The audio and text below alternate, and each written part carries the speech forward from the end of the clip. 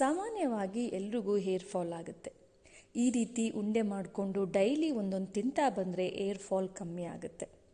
ಹೇಗೆ ಮಾಡೋದು ಅಂತ ನೋಡೋಣ. ನಾನಿಲ್ಲಿ 1 ಕಪ್ ರಾಗಿ ತೊಗೊಂಡಿದ್ದೀನಿ. ರಾಗಿನ ಚೆನ್ನಾಗಿ ವಾಶ್ ಮಾಡಿ ಬಿಸಿಲಲ್ಲಿ ಒಣಗಿಸಿದ್ದೀನಿ.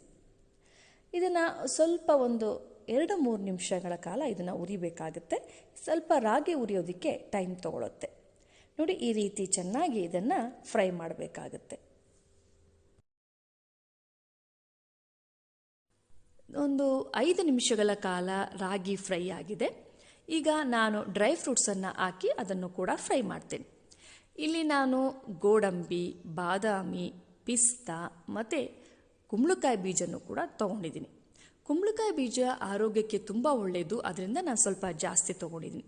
ಇದನ್ನೆಲ್ಲ ಹಾಕಿ 1-2 ನಿಮಿಷಗಳ ಕಾಲ ನಾನು ಇದನ್ನು ಫ್ರೈ ಮಾಡ್ತೇನೆ. ಜಾಸ್ತಿ ಫ್ರೈ ಆಗೋದು ಕೂಡ ಬೇಡ.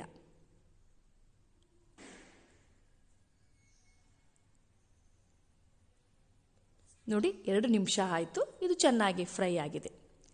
ನಂತರ ನಾನು ಬಿಳಿ ಎಳ್ಳನ್ನು ತೊಗೊಂಡಿದ್ದೀನಿ. ನೀವು ಬೇಕು ಅಂದರೆ ಕಪ್ಪೆಳ್ಳು ಕೂಡ ತೊಗೋಬೋದು. ಬಿಳಿ ಎಳ್ಳನ್ನು ತೊಗೊಂಡು ಅದನ್ನು ಕೂಡ 1 ನಿಮಿಷಗಳ ಕಾಲ ಫ್ರೈ ಮಾಡಬೇಕಾಗತ್ತೆ. ಎಳ್ಳು ಫ್ರೈ ಆಗೋದಕ್ಕೆ ಜಾಸ್ತಿ ಟೈಮ್ ತೊಗೊಳ್ಳಲ್ಲ. ಸೊ 1 ನಿಮಿಷದಲ್ಲಿ ಇದು ಫ್ರೈ ಆಗುತ್ತೆ. ಸೊ ಇದನ್ನೆಲ್ಲ ತೊಗೊಂಡು ನಾನು ಮಿಕ್ಸಿ ಜಾರಿಗೆ ಹಾಕ್ತಾ ಇದ್ದೇನೆ.